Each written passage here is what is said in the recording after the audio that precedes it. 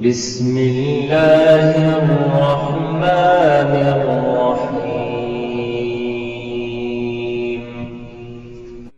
لن تنالوا البر حتى تنفقوا مما تحبون وما تنفقوا من شيء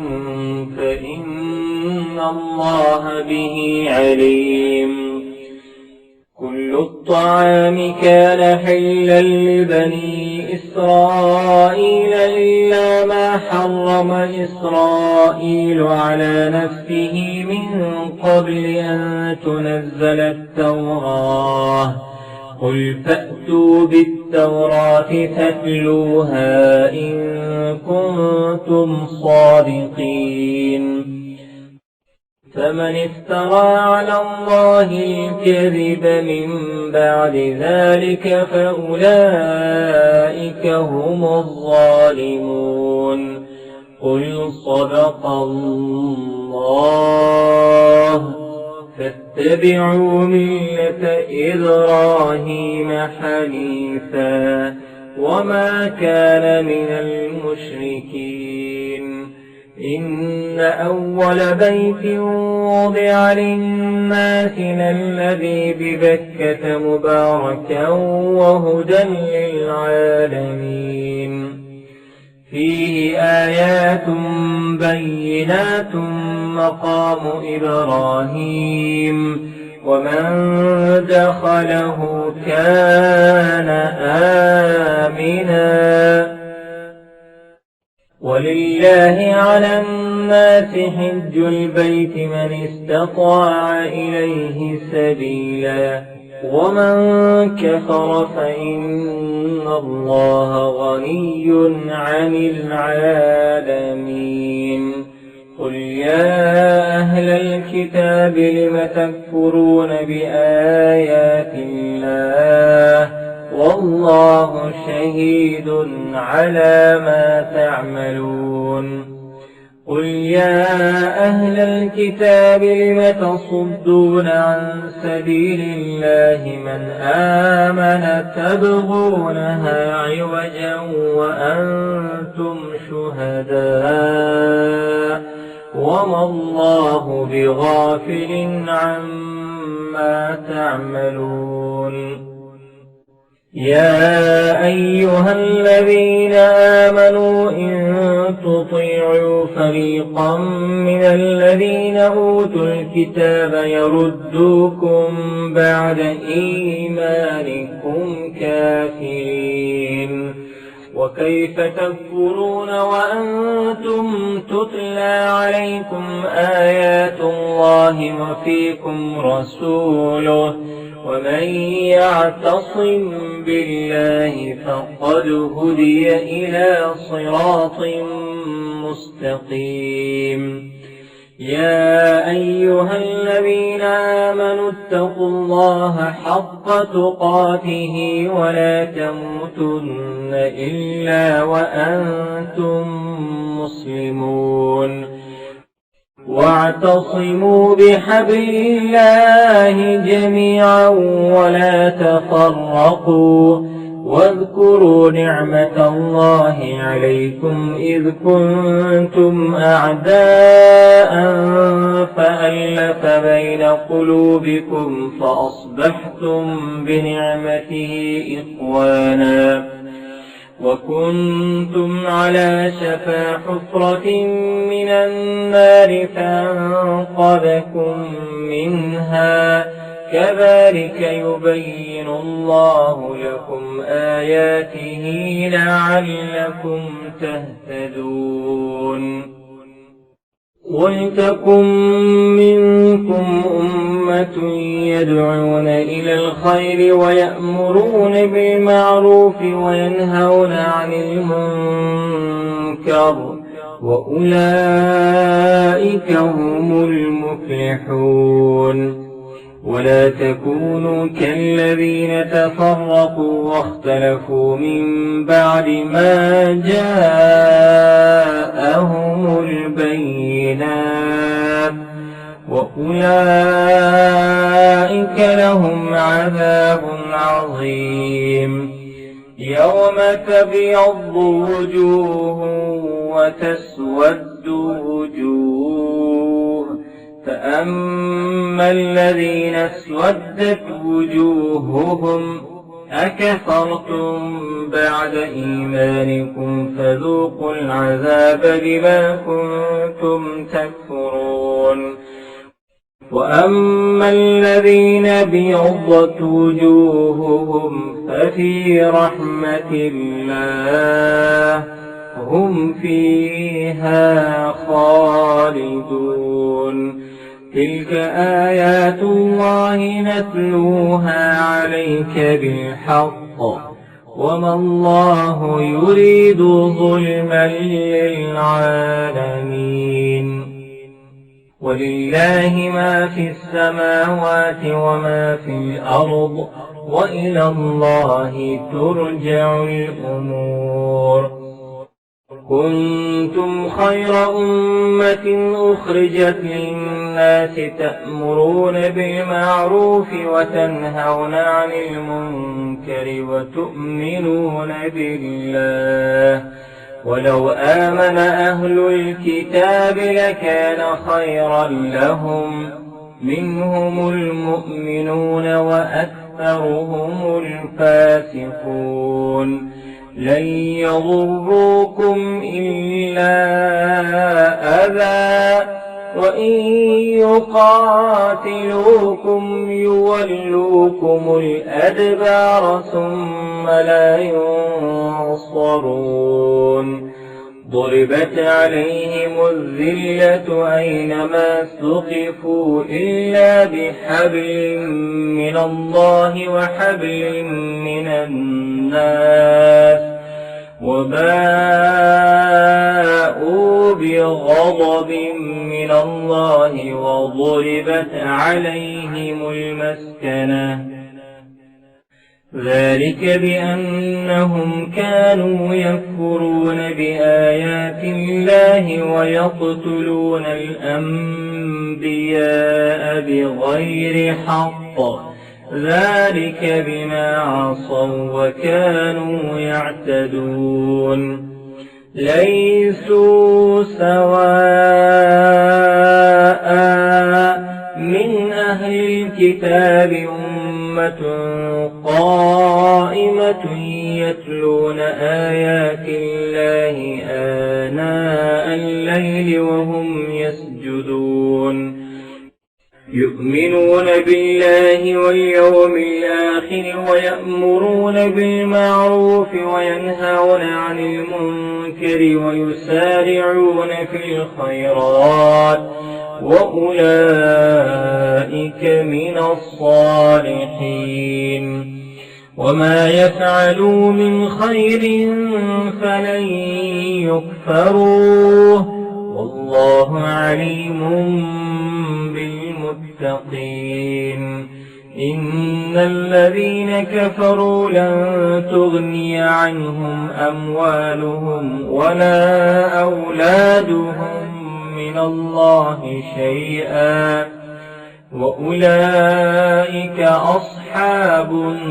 النار هم فيها خالدون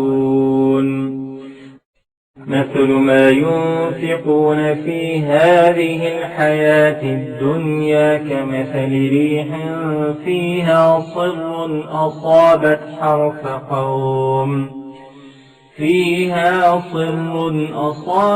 حرث قوم ظلموا أنفسهم فأهلكته وما ظلمهم الله ولكن أنفسهم يظلمون يا أيها الذين آمنوا لا تتخذوا بطانة من دونكم لا يألونكم خبالا ودوا ما عنتم قد بدت البغضاء من أفواههم وما تخفي صدورهم أكبر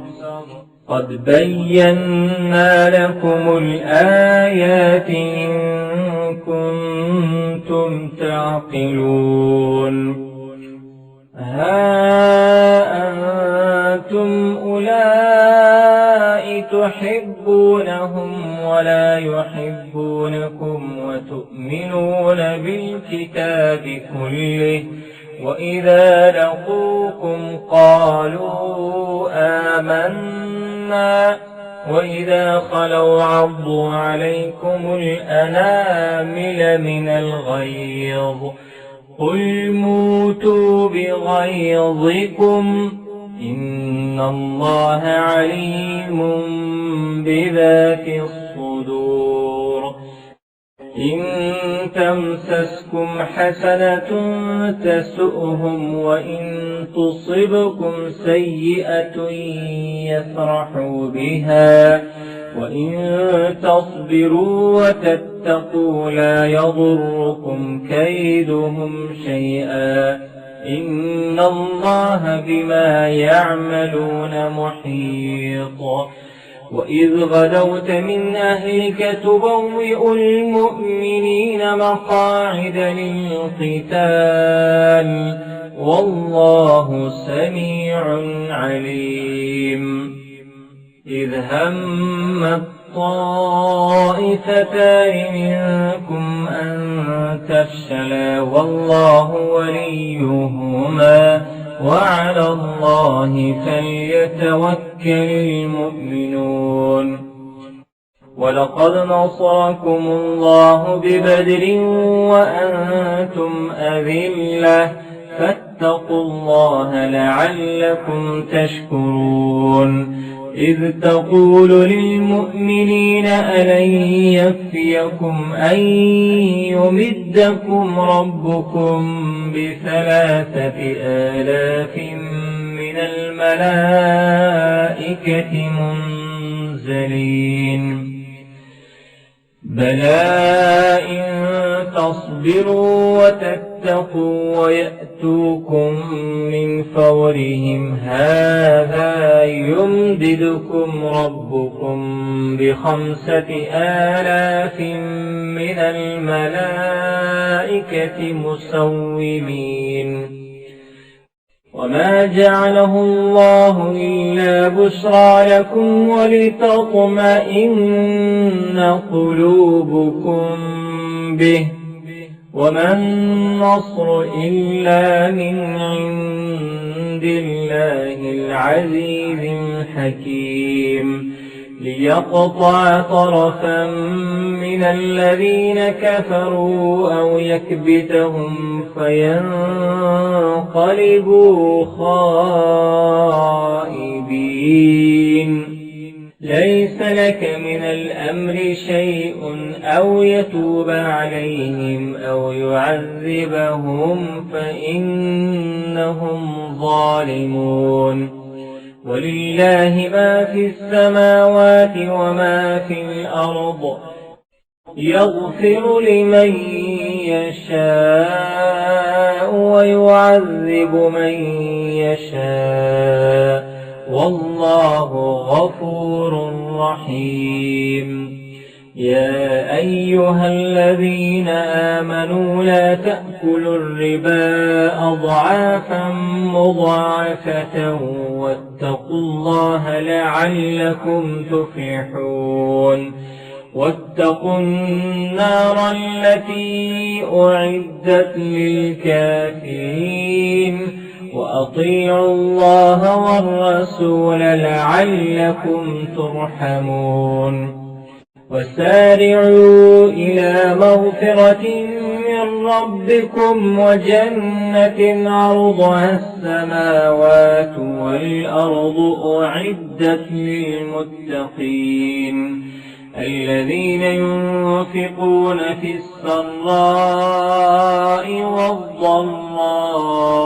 والكاظمين الغيظ والعافين عن الناس والله يحب المحسنين والذين إذا فعلوا فاحشة أو ظلموا أنفسهم ذكروا الله فاستغفروا لذنوبهم ومن يغفر الذنوب إلا الله ولم يصروا على ما فعلوا وهم يعلمون أولئك جزاؤهم مغفرة من ربهم وجنات تجري من تحتها الأنهار خالدين فيها ونعم أجر العاملين قد خلت من قبلكم سنن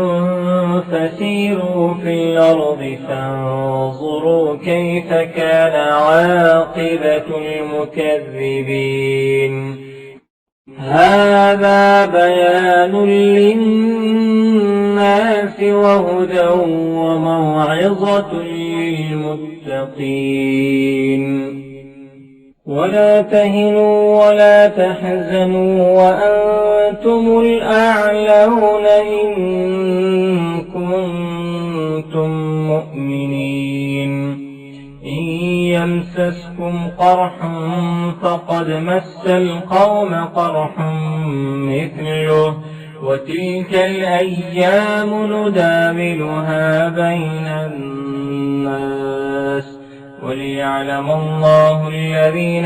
آمنوا ويتخذ منكم شهداء والله لا يحب الظالمين وليمحص الله الذين آمنوا ويمحق الكافرين أم حسبتم أن تدخلوا الجنة ولما يعلم الله الذين جاهدوا منكم ويعلم الصابرين ولقد كنتم تمنون الموت من قبل أن تلقوه فقد رأيتموه وأنتم تنظرون وما محمد إلا رسول قد خلت من قبله الرسل أفإن مات أو قتل انقلبتم على أعقابكم ومن ينقلب على عقبيه فلن يضر الله شيئا وسيجزي الله الشاكرين وما كان لنفس أن تموت إلا بإذن الله كتابا مؤجلا ومن يرد ثواب الدنيا نؤته منها ومن يرد ثواب الآخرة نؤته منها وسنجزي الشاكرين وكأي من نبي قاتل معه ربيون كثير فما وهنوا لما أصابهم في سبيل الله وما ضعفوا وما استكانوا والله يحب الصابرين وما كان قولهم إلا أن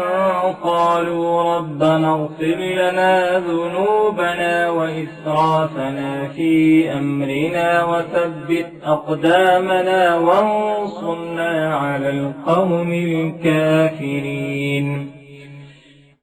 فآتاهم الله ثواب الدنيا وحسن ثواب الآخرة والله يحب المحسنين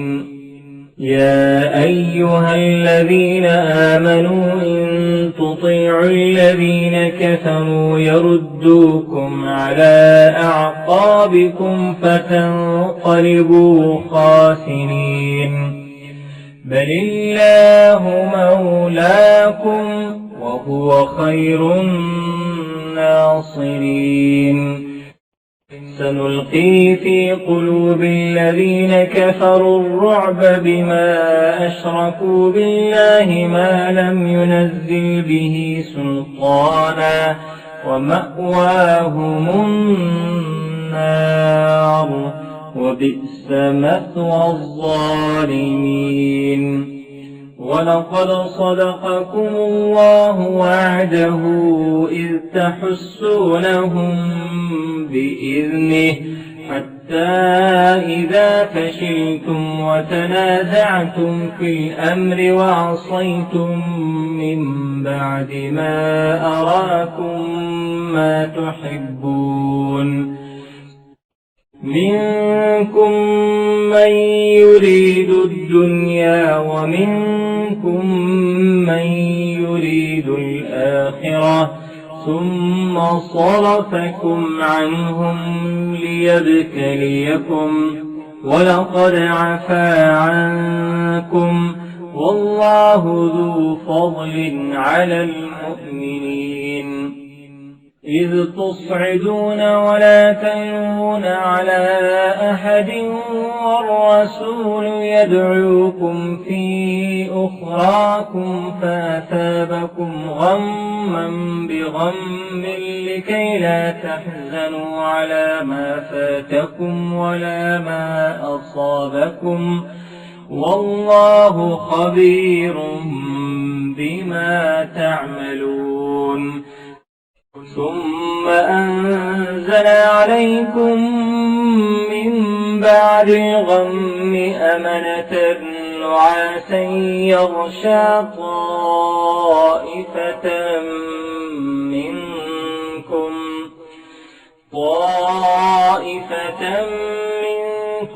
وطائفة قد أهمتهم أنفسهم يظنون بالله غير الحق ظن الجاهلية يقولون هل لنا من الأمر من شيء قل إن الأمر كله لله يخفون في أنفسهم ما لا يبدون لك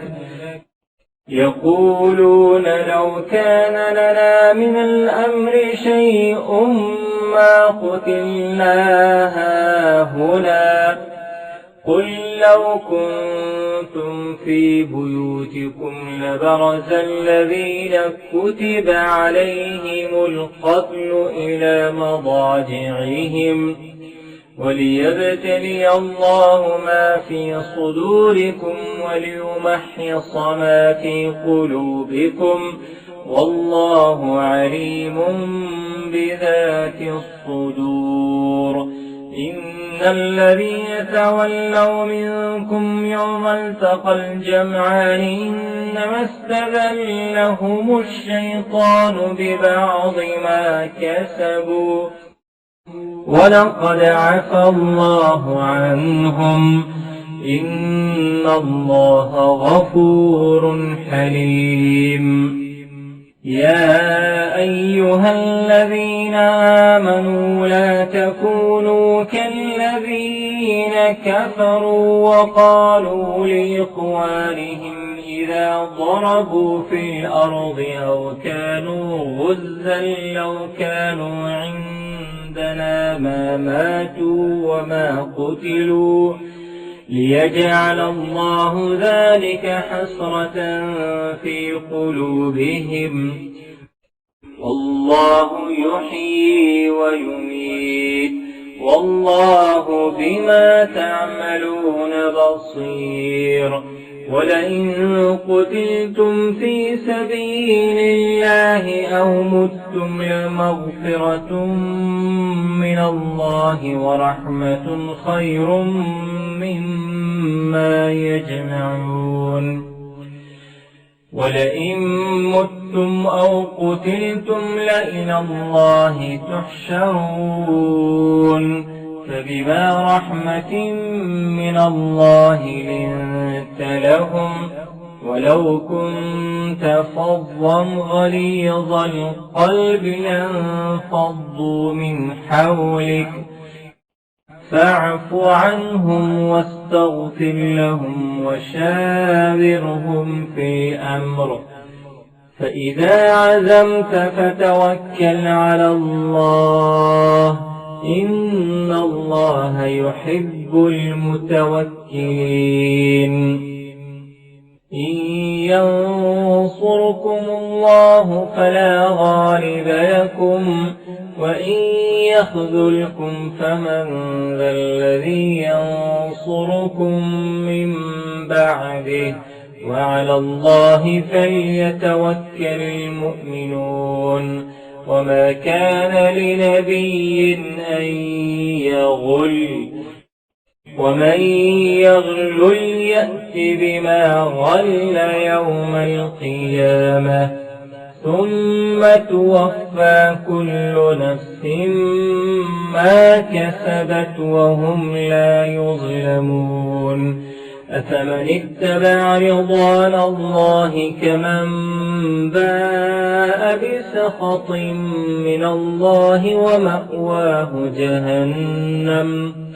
وبئس المصير هم درجات عند الله والله بصير بما يعملون لقد من الله على المؤمنين إذ بعث فيهم رسولا من أنفسهم يتلو عليهم آياته ويزكيهم ويعلمهم الكتاب والحكمة وإن كانوا من قبل لفي ضلال مبين أولما أصابتكم مصيبة قد أصبتم مثليها قلتم أنى هذا قل هو من عند أنفسكم إن الله على كل شيء قدير وما أصابكم يوم التقى الجمعان فبإذن الله وليعلم المؤمنين وليعلم الذين نافقوا وقيل لهم تعالوا قاتلوا في سبيل الله أو ادفعوا قالوا لو نعلم قتالا لاتبعناكم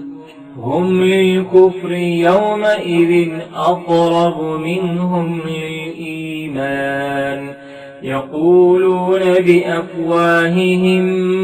ما ليس في قلوبهم والله أعلم بما يكتمون الذين قالوا لإخوانهم وقعدوا لو أطاعونا ما قتلوا قل فادرءوا عن أنفسكم الموت إن كنتم صادقين ولا تحسبن الذين قتلوا في سبيل الله أمواتا بل أحياء عند ربهم يرزقون فرحين بما آتاهم الله من فضله ويستبشرون بالذين لم يلحقوا بهم من خلفهم ألا خوف عليهم ولا هم يحزنون يستبشرون بنعمة من الله وفضل وأن الله لا يضيع أجر المؤمنين الذين استجابوا لله والرسول من بعد ما أصابهم القرح للذين أحسنوا منهم واتقوا أجر عظيم الذين قال لهم الناس إن الناس قد جمعوا لكم فاخشوهم فزادهم إيمانا وقالوا حسبنا الله ونعم الوكيل فانقلبوا بنعمة من الله وفضل لم يمسسهم سوء واتبعوا رضوان الله والله ذو فضل عظيم إنما ذلكم الشيطان يخوف أولياءه فلا تخافوهم وخافون إن كنتم مؤمنين ولا يحزنك الذين يسارعون في الكفر إنهم لن يضروا الله شيئا يريد الله ألا يجعل لهم حظا في الآخرة ولهم عذاب عظيم إن الذين اشتروا الكفر بالإيمان لن يضروا الله شيئا ولهم عذاب أليم ولا يحسبن الذين كفروا أنما نملي لهم خير لأنفسهم إنما نملي لهم ليزدادوا إثما ولهم عذاب مهين ما كان الله ليذر المؤمنين على ما أنتم عليه حتى يميز الخبيث من الطيب وما كان الله ليطلعكم على الغيب ولكن الله يجتبي من رسله من يشاء فآمنوا بالله ورسله وإن تؤمنوا وتتقوا فلكم أجر عظيم ولا يحسبن الذين يبخلون بما آتاهم الله من فضله هو خيرا لهم بل هو شر لهم سيطوقون ما بخلوا به يوم القيامة ولله ميراث السماوات والأرض والله بما تعملون خبير لقد سمع الله قول الذين قالوا إن الله فقير ونحن أغنياء سنكتب ما قالوا وقتلهم الأنبياء بغير حق ونقول ذوقوا عذاب الحريق ذلك بما قدمت أيديكم وأن الله ليس بظلام للعبيد الذين قالوا إن الله عاهد إلينا ألا نؤمن لرسول حتى يأتينا بقربان تأكله النار قل قد جاءكم رسل من قبلي بالبينات وبالذي قلتم فلم قتلتموهم إن كنتم صادقين فإن كذبوك فقد كذب رسل من قبلك جاءوا بالبينات والزبر والكتاب المنير كل نفس ذائقة الموت وإنما توفون أجوركم يوم القيامة فمن زحزح عن النار وأدخل الجنة فقد فاز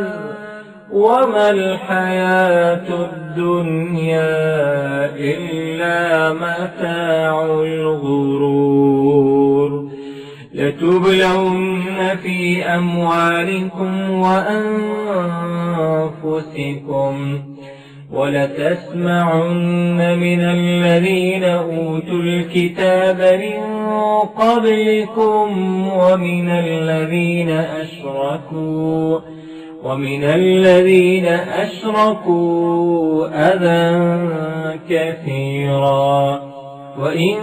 تصبروا وتتقوا فإن ذلك من عزم الأمور وإذ أخذ الله ميثاق الذين أوتوا الكتاب لتبيننه للناس ولا تكتمونه فنبذوه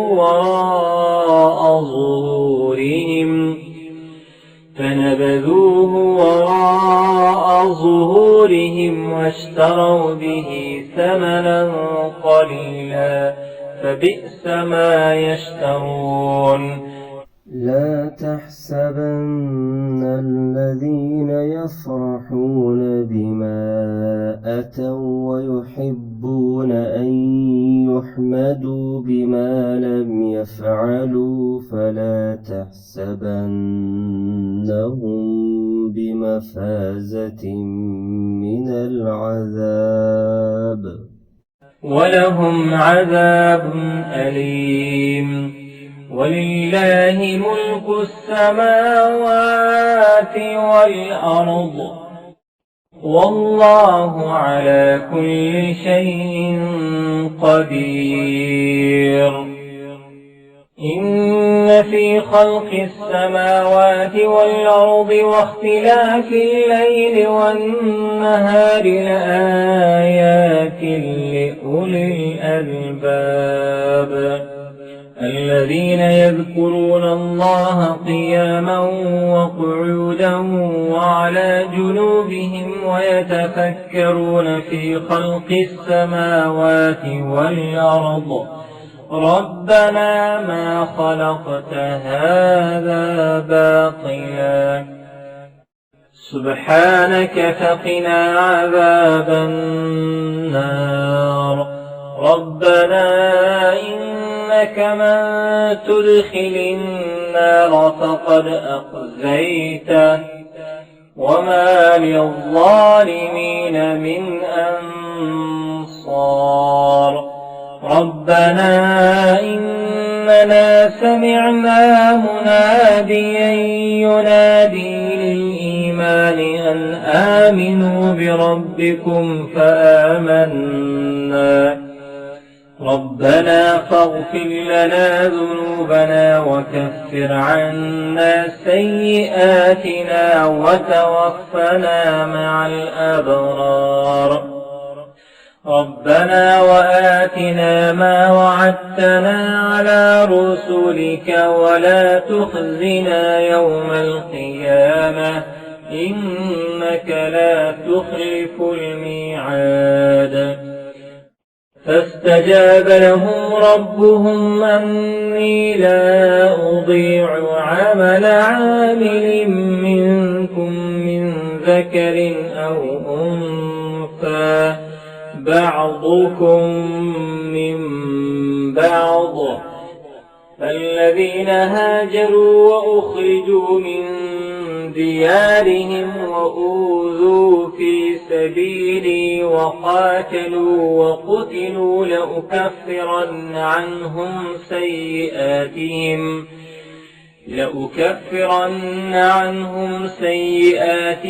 ولأدخلنهم جنات تجري من تحتها الأنهار ثوابا من عند الله والله عنده حسن الثواب لا يغرنك تقلب الذين كفروا في البلاد متاع قليل ثم مأواهم جهنم وبئس المهاد لكن الذين اتقوا ربهم لهم جنات تجري من تحتها الأنهار خالدين فيها نزلا من عند الله وما عند الله خير للأبرار وإن من أهل الكتاب لمن يؤمن بالله وما أنزل إليكم وما أنزل إليهم خاشعين لله لا يشترون بآيات الله ثمنا قليلا أولئك لهم أجرهم عند ربهم إن الله سريع الحساب يا أيها الذين آمنوا اصبروا وصابروا ورابطوا واتقوا الله لعلكم تفلحون. سورة النساء مدنية. بسم الله الرحمن الرحيم. يا أيها الناس اتقوا ربكم الذي خلقكم من نفس واحدة وخلق منها زوجها وبث منهما رجالا كثيرا ونساء واتقوا الله الذي تساءلون به والأرحام إن الله كان عليكم رقيبا وآتوا اليتامى أموالهم ولا تتبدلوا الخبيث بالطيب ولا تأكلوا أموالهم إلى أموالكم إنه كان حوبا كبيرا وإن خفتم ألا تقسطوا في اليتامى فانكحوا ما طاب لكم من النساء مثنى وثلاث ورباع فإن خفتم ألا تعدلوا فواحدة أو ما ملكت أيمانكم ذلك أدنى ألا تعولوا وآتوا النساء صدقاتهن نحلة فإن طبن لكم عن شيء منه نفسا فكلوه هنيئا مريئا ولا تؤتوا السفهاء أموالكم التي جعل الله لكم قياما وارزقوهم فيها واكسوهم وقولوا لهم قولا معروفا وابتلوا اليتامى حتى إذا بلغوا النكاح فإن آنستم منهم رشدا فادفعوا إليهم أموالهم ولا تأكلوها إسرافا وبدارا أن يكبروا ومن كان غنيا فليستعفف ومن كان فقيرا فليأكل بالمعروف فإذا دفعتم إليهم أموالهم فأشهدوا عليهم وكفى بالله حسيبا للرجال نصيب مما ترك الوالدان الوالدان والأقربون وللنساء نصيب مما ترك الوالدان والأقربون مما قل منه أو كثر نصيبا مفروضا. وإذا حضر القسمة أولو القربى واليتامى والمساكين فارزقوهم منه وقولوا لهم قولا معروفا. وليخشى الذين لو تركوا من خلفهم ذرية ضعافا خافوا عليهم فليتقوا الله وليقولوا قولا سديدا. إن الذين يأكلون أموال اليتامى ظلما إنما يأكلون في بطونهم نارا وسيصلون سعيرا. يوصيكم الله في أولادكم للذكر مثل حظ الأنثيين. فإن كن نساء فوق 2 فلهن ثلثا ما ترك وإن كانت واحدة فلها النصف ولأبويه لكل واحد منهما السدس مما ترك إن كان له ولد فإن لم يكن له ولد وورثه أبواه فلأمه الثلث فإن كان له إخوة فلأمه السدس من بعد وصية يوصي بها أو دين. آباؤكم وأبناؤكم لا تدرون أيهم أقرب لكم نفعا فريضة من الله إن الله كان عليما حكيما. ولكم نصف ما ترك أزواجكم إن لم يكن لهن ولد فإن كان لهن ولد فلكم الربع مما تركن من بعد وصية يوصين بها أو دين. ولهن الربع مما تركتم إن لم يكن لكم ولد فإن كان لكم ولد فلهن الثمن مما تركتم من بعد وصية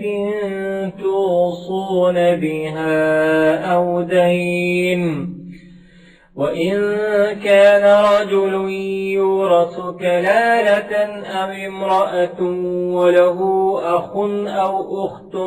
فلكل واحد منهما السدس فإن كانوا أكثر من ذلك فهم شركاء في الثلث من بعد وصية يوصى بها أو دين غير مضار وصية من الله والله عليم حليم. تلك حدود الله ومن يطع الله ورسوله يدخله جنات تجري من تحتها الأنهار خالدين فيها وذلك الفوز العظيم. ومن يعص الله ورسوله ويتعد حدوده يدخله نارا خالدا فيها وله عذاب مهين. واللاتي يأتين الفاحشة من نسائكم فاستشهدوا عليهن 4 منكم، فإن شهدوا فأمسكوهن في البيوت حتى يتوفاهن الموت أو يجعل الله لهن سبيلا. واللذان يأتيانها منكم فآذوهما،